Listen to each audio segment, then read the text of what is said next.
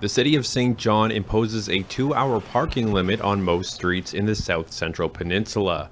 A problem for students at schools uptown like St. John High School and St. Malachy's. It doesn't make sense for a student to have to worry about leaving class to go move their car. Up until last year, this is a problem St. John High School alumna Erin Cusack dealt with on the daily.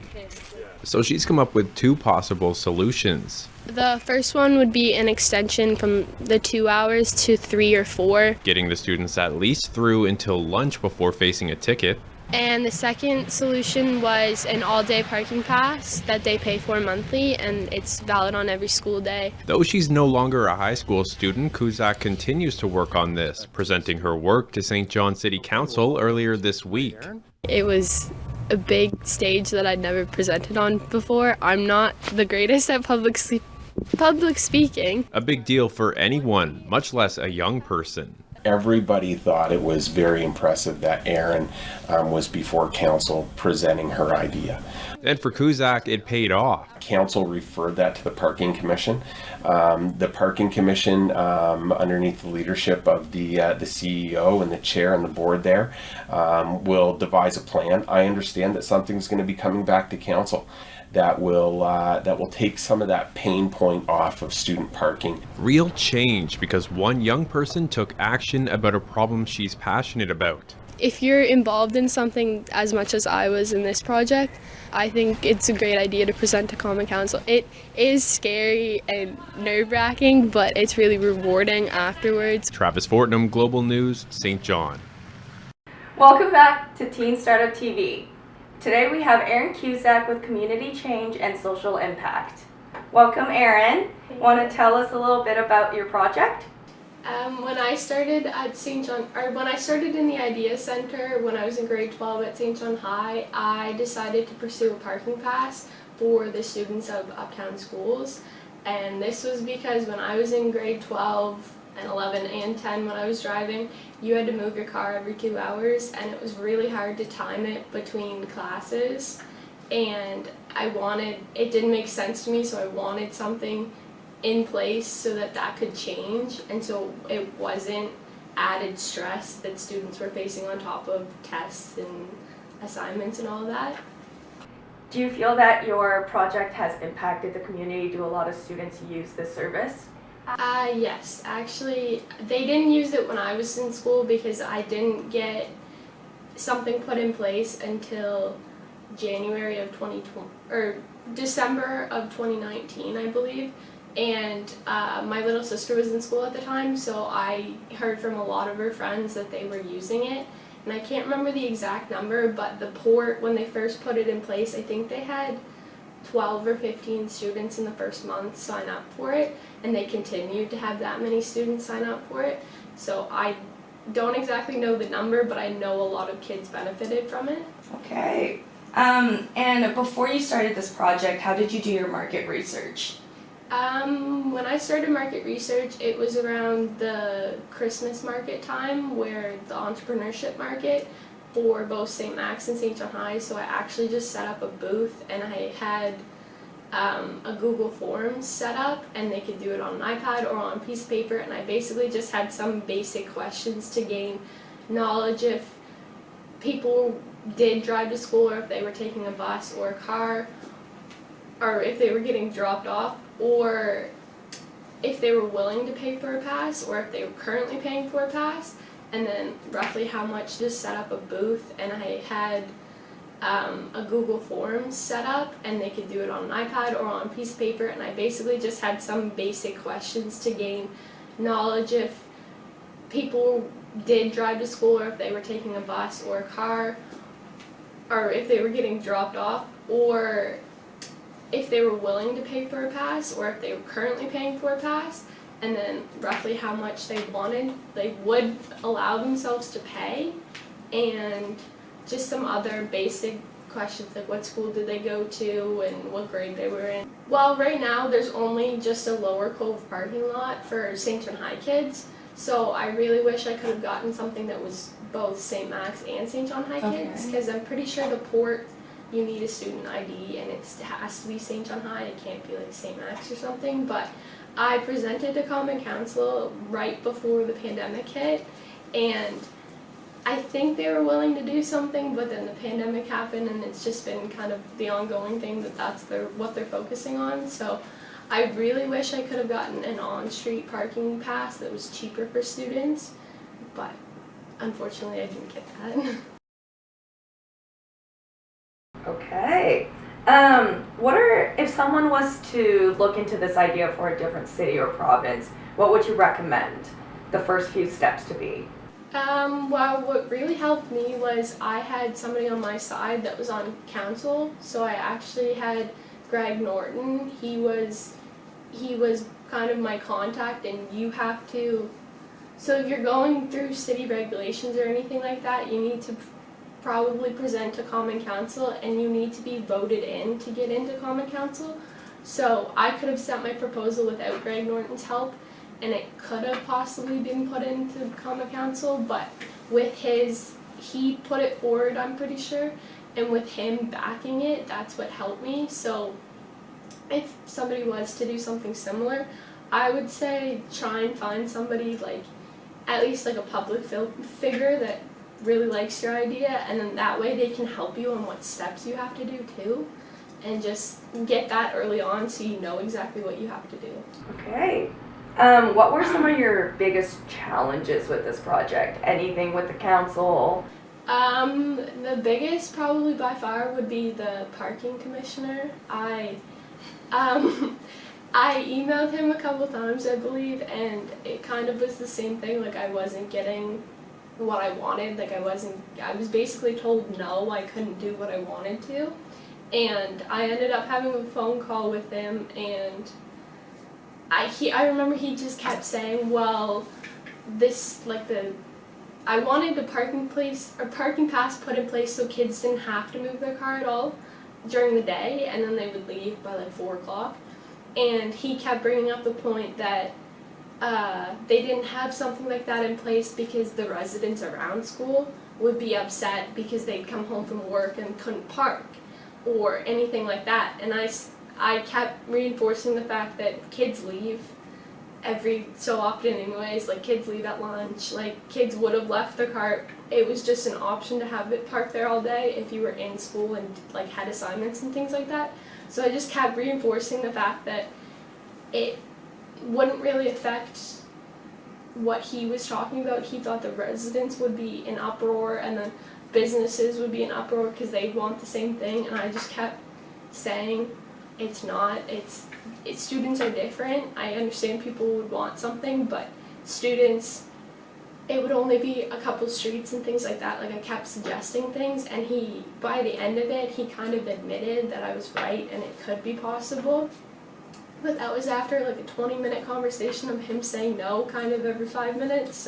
So basically just being told no and over, and kind of that my project wasn't going to work was kind of the biggest challenge. So you really had to enforce and push all the time trying to get this through to them. Okay. And before this all started, how did the Idea Center help you come up with this idea, or how did they help you impact this? Well, the idea actually came from, we did an assignment at the Idea Center when we started, and before I started the Idea Center, I joined because one of my best friends was doing it, and we were supposed to do a project together, but she ended up going away on a trip, and she missed the first week, so she did her own business and kind of left me, couldn't include me, which was understandable, but, so I can't remember the assignment we did, but it was something list the things that annoy you the most, or what bugs you was the assignment, and I couldn't really think of anything, but I thought of parking. Parking was one thing that really bugged me, and I wrote 3 pages on why parking bugged me, and one of the big reasons was it was one of the first weeks of classes, and I remember I asked my English teacher, if I could go move my car because we were supposed to have a break, a 5-minute break, but we didn't end up having one. But all the teachers were told we had a 5-minute break, so I was like, can I go move my car? And she's like, oh yeah, absolutely, like we're not doing something right now because it's supposed to be break. So I went to go leave the building and I was actually cornered by my vice principal, and she asked me a bunch of personal questions and basically said I wasn't allowed to move my car, and she asked me some personal questions that probably shouldn't have been asked, but I felt intimidated and I felt like I was getting in trouble for simply moving my car and going back to class. I wasn't, like, kids were allowed to go out and go to the smoking area and things like that, but I couldn't go move my car. So that really frustrated me because you're supposed to take responsibility and be, like, responsible for yourself and do things that help you out, and I wasn't allowed to move my car that took me to work after school or drove me and my sister to school. So just that caused me to want to do it, and it was something I was really passionate about. So Mr. Van Beek said that was a good idea because I was so passionate about it, and he actually helped me with the next steps. He, I believe, got me in contact with Greg Norton, and he got me to pursue the Common Council. So he just kind of helped me with my first steps because I had no idea where to go. Because yeah, I'm mad at parking, but who the heck do you go talk to? Yeah. Would you recommend this course to other students? What made you think, yeah, I could do something different, maybe go outside of the classroom? I actually had Miss Wood pull me into her office, and she said, my friend and I, she pulled us both out of class and said this would be an amazing opportunity for you guys because we had done something successful in the entrepreneurship market, and I really just wanted to see something different. I was kind of tired of being in normal classes, and I wasn't really too interested in going to co-op because you go and do somebody else's job. Mm-hmm. But with the Idea Center, you had your own freedom, so it was like, it's a class, but you get to do what you want to do, and it's not specific things that are not necessarily something I'm interested in. I can do what I'm interested in and still get marks for it. Okay.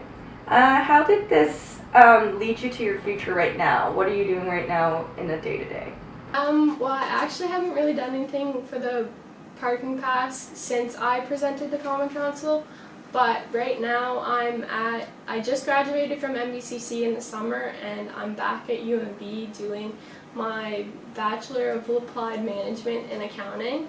So my specific idea didn't really impact what I'm doing right now, but going to MBCC, I'm sure doing this project kind of helped me decide I wanted to go to MBCC because MBCC's more hands-on, and it's a smaller connection, like there's a smaller classroom, so you have bigger connections.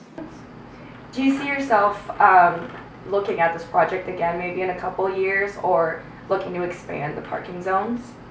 I'd love to if I wasn't busy with something else, but I would really love to either me do it and expand what kids can have, like get St. Max able to use the parking pass, or find somewhere to do that. But if I couldn't do it, I'd love to pass it on to somebody else that's passionate about it and finds that it's important for parking, like is as passionate as I was back then.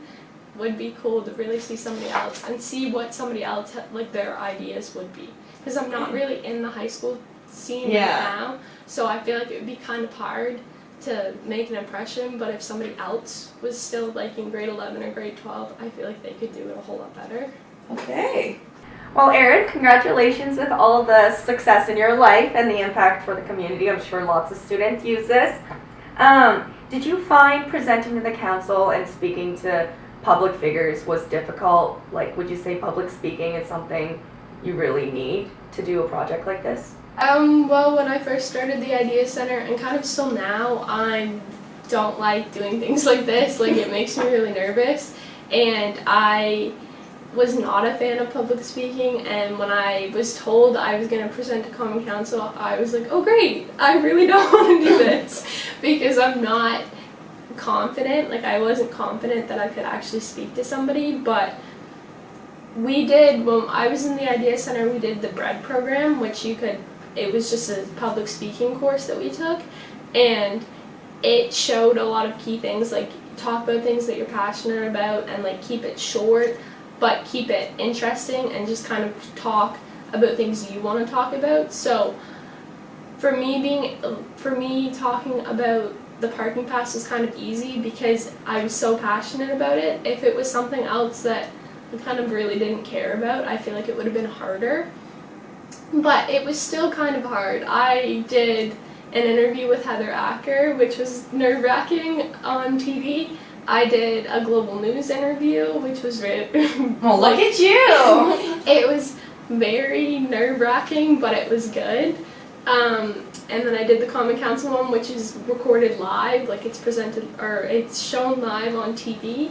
So that was also nerve-wracking, and I was also the youngest person in the room probably, and one of the only females in the room too. So it was all nerve-wracking, but being able to talk about something that I was passionate about and kind of knew everything about because it was something I was dealing with, it was a whole lot easier. And once you're up there, or once you're talking to somebody, it's not that bad because you kind of forget about it. So I wouldn't say you need to be amazing at public speaking, but you just need to be comfortable with what you're talking about. Okay. Thank you, Erin, for joining us today. Tune in next time for Teen Startup TV.